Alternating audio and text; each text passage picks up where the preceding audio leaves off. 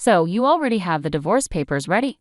Are you trying to scare me? You know I'm ready for this at any time. You better calm down and think about what you just said. With that, my husband Jackson got up and went into his room. My name is Kama, and I'm a 28-year-old office worker. I got married a year ago to a man named Jackson. We met on a blind date, and after dating for a year and a half, he proposed to me. Although I thought we got married a bit too soon, I'd always wanted to be married and have children before turning 30, so I accepted his proposal. However, I later realized I should have been more cautious. The first surprise came when Jackson changed his job as soon as we got married. Out of the blue, he said he was changing jobs. Why all of a sudden? I asked him. He replied, because I can't show my full potential there. I was taken aback, especially when he told me he had already submitted his resignation and would leave at the end of the month. He managed to get a new job, but the salary was lower than his previous one. I thought it was fine since I was also working, but then Jackson started asking me to quit my job. I would have been okay with quitting if his income could support us both. However, as I mentioned, he had just changed jobs and his salary was now lower. Jackson insisted that his salary would increase soon, but we had no idea when that would be. If I quit my job now, we wouldn't be able to save any money and would struggle to cover expenses like rent and car payments. In short, we couldn't manage on Jackson's salary alone. I told Jackson, I won't quit my job until your salary goes up. Jackson seemed to agree, but he kept asking me to quit. Every time I gave him the same answer. Now we've been married for a year and Jackson's salary still hasn't increased. He keeps asking, when are you going to quit? I'm tempted to sarcastically say, now, and then tell him I'm just kidding because I can't quit yet. If he wants me to quit so badly, he should earn more money. I feel like he should focus on his work instead of persistently asking me to quit. I wondered why Jackson wants me to quit my job so badly, and I finally figured it out. It seems Jackson wants me to take care of his mother, Helen. Whenever we visited my in-laws' house, Jackson would say to Helen, I just want to make things easier for you, Mom. Helen would graciously thank him, and then Jackson would add, but we're both working, giving me a meaningful look. It was as if he was subtly pushing me to quit my job. Jackson claims his mother needs assistance, but Helen isn't sick or in need of care. She's healthy and quite active. In fact, she earns enough from her part-time job to support her hobbies, social outings, and live a fulfilling life. Realistically, she doesn't require my help at all. If I were in Helen's shoes, I'd feel disheartened to be seen as needing care when I'm perfectly capable. But Jackson continues to insist that I take care of Helen. Oh, if only one of us were home during the day, we could go check on Mom every day, Jackson suddenly voiced his thoughts. It seemed he wanted me to visit my in-laws' house daily, and hearing this was exhausting. I persisted in questioning my husband. Helen is perfectly healthy, so what exactly do you expect me to do? Jackson responded matter-of-factly, there are plenty of things you could do. You could help with housework or run errands. There's a lot to assist her with. But Helen works part-time and spends time with her friends during the day, so she's not home much, right? I countered. Even if Mom isn't home, you could still handle the housework, couldn't you? Jackson's words left me baffled. What is he saying? Am I supposed to be her maid? I thought to myself. Jackson seems to be very concerned about appearances, especially in front of his parents. If he's so determined to care for them, he should handle the household chores himself. I wasn't interested in indulging Jackson's pride, so I didn't quit my job and avoided visiting my in-laws on my days off. However, I did make sure to visit them during holidays like New Year's. Thinking back, Jackson often assigned me tasks whenever we visited my in-laws together. He'd ask me to clean up, assist his mom, check if anything was needed from the store, and so on. But I never acted on these requests. When he asked me to go to the store, I'd respond with, "Don't you know more about this area than I do?" He'd then say, "It wouldn't make sense if I did it." I didn't really understand his reasoning. It seemed like he just wanted to control me and feel good about taking care of his parents, didn't it? Over time, that's how I started to view Jackson. Could it be that he's more concerned with appearances than genuinely caring for me? When I boldly asked him, why don't you pitch in or quit your job to care for your own mother? He appeared extremely uncomfortable and had a disgusted expression on his face. That's not something I'm supposed to do. I'm giving you these instructions so that my mom will think that you are a considerate, useful wife. I hope you realize how kind I am to you, he said. In other words, he wants to dump all the difficult tasks on his wife and show off how good he is as if it's something remarkable. Well, I'm not his servant or slave, and I don't deserve to be treated disrespectfully in front of my in-laws. If Jackson continues making unreasonable demands, I won't stay silent. I'll stand up for myself. But despite talking to him, Jackson hasn't changed. He still asks, "Are you going to quit your job?" And whenever we visit my in-laws, he orders me around just like before.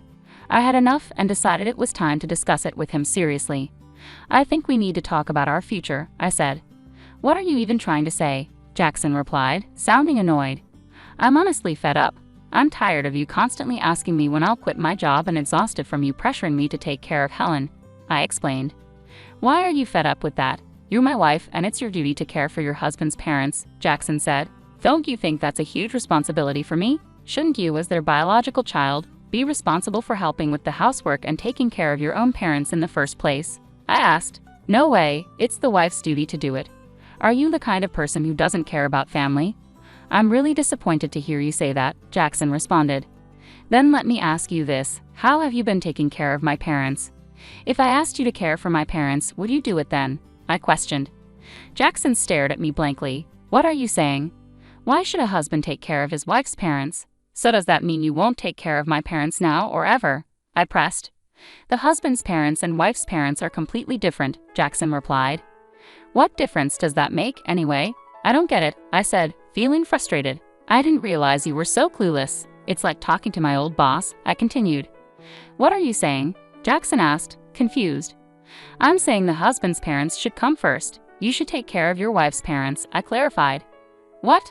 I exclaimed. "So you only prioritize your own blood-related family? I'm so disappointed in you. I won't be visiting your parents anymore." "Huh, why would you do that? Enough is enough. I'm the one who wants you to stop this nonsense," I retorted. "No way, how dare you talk back like that? My mom is right," Jackson shot back. "Huh, Mom was talking about you. She said you're a badly behaved wife. That's why she gave me this." With that, Jackson pulled out a piece of paper from his bag. It was divorce papers. "What? You already had divorce papers ready?" I was shocked, but Jackson seemed strangely proud. "See? I scared you, didn't I? I'm prepared for this anytime, so think about what you just said," Jackson declared smugly before leaving for his room. Unbelievable. Why is Jackson so selfish? That look of triumph on his face. It's clear the divorce papers are a threat to make me obey him. The fact that Helen was involved made me even more suspicious. Jackson is acting like a puppet for his mom, trying to control me while following her orders. It's ridiculous. I won't let Jackson have his way. How can he not see our marriage is in trouble when he acts like this? His lack of understanding just annoys me more. Jackson had already completed the divorce papers and handed them to me with witnesses, including Helen and his friends. This meant I could sign and file them whenever I chose. The next day, after Jackson went to work, I filled out the divorce papers and submitted them to the city office. As a precaution, I also filed a notice of non-acceptance of the marriage certificate. I called my parents and explained the situation, knowing Jackson might threaten to file the marriage certificate on his own if he found out. My parents were shocked that I had already prepared the divorce papers but fully supported my decision. Outraged by Jackson's behavior, they offered to help me move my belongings immediately. Taking a leave from work, I had my parents come over and relocate all my things to their house while Jackson was away. I decided to stay with my parents for a while. It was the first time in a long time that I felt truly comfortable and at ease in their home. Reflecting back, Jackson never did his share of housework. I was the one cooking dinner after long work days and handling all the cleaning and laundry on my days off. On top of that, he expected me to care for his parents, which was impossible. That night, Jackson called me, probably just back from work. "Hello? Hey, where are you right now?" "I'm at my parents' house." "Oh, why would you go back there without my permission? And where's all your stuff? Don't tell me you're staying the night." I almost laughed. How could he think I was staying when I had taken most of my belongings with me? It showed his selfishness to even suggest that I move out of the house. "I'm not coming back," I said firmly. "What are you talking about? Come back here and make me some food." "Make it yourself," I replied, ending the call. I couldn't discuss divorce with him if he continued to behave this way. I decided to wait for him to come to my parents' house and blocked his number. A week later, Jackson showed up at my parents' house, accompanied by his parents. They all wore serious expressions. I led them into the living room, and we faced each other, 3 against 3. "How could you do this? How could you leave without my permission?" Jackson demanded. "Well, you were treating me like a housekeeper. All I asked you to do was take care of your family," I countered. "That's not true. What kind of wife are you if you don't take care of Jackson?" Helen shot me a fierce glare. My father began to tremble with anger, but I interjected. "Jackson told me to quit my job and care for Helen, saying it was my duty as his wife. Yet, when it comes to my family, he expects me to handle everything alone. Ultimately, Jackson wants obedience and uses me to care for his parents while taking credit for it. That's why he prioritizes his parents over mine. Have you heard Jackson say these things? Helen continued to glare, but Carter looked confused, indicating he hadn't heard this before. Let's clear the air, Jackson said suddenly, bringing up the divorce papers and claiming it was Helen's idea. Why would you suggest that? Carter asked, clearly surprised. Oh no, it's because Camilla has an attitude problem, Helen stammered. And did you really say that Camilla's parents aren't a priority? I pressed. Well, it's only natural that your own parents come first, Helen retorted defensively. Don't be absurd. I came here to support you after hearing about the unfair treatment Camilla endured, but now it seems you're the one at fault. Don't hide behind your parents' authority to get your way, Carter said, making Jackson visibly shrink in his seat. Carter then apologized to me and my parents. I'm truly sorry for the trouble caused by my foolish son. I will have a serious talk with him. Carter, you're not to blame at all, so please don't apologize, I replied. Thank you for your kind words, but there's something else I need to say. Turning to Jackson, who was now nervous, I said, the divorce papers you gave me, I've already filed them. We're no longer married.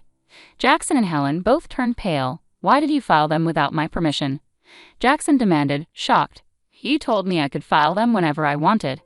Besides, you had already filled out your part and had Helen sign as a witness, I calmly explained. Oh, that was, Jackson stammered, clearly at a loss for words. Carter, furious, intervened. Jackson, you used divorce as a threat. He slapped Jackson across the face. Helen was visibly shaken by the confrontation. I apologize deeply that you had to witness this. You're right to divorce this fool. On behalf of Jackson, I'm truly sorry for ruining your marriage, Carter said, grasping Jackson by the collar and demanding apologies from both Jackson and Helen before escorting them out of the house. Later, I thanked Carter for his intervention. He ensured that all of Jackson's assets and property were transferred to me without any hassle. Despite my higher income and managing our household, it was a relief to secure everything from our marriage. I later learned that Carter had divorced Helen, clearly disgusted with her actions. The other day, I ran into a colleague from Jackson's old workplace who shared some surprising news.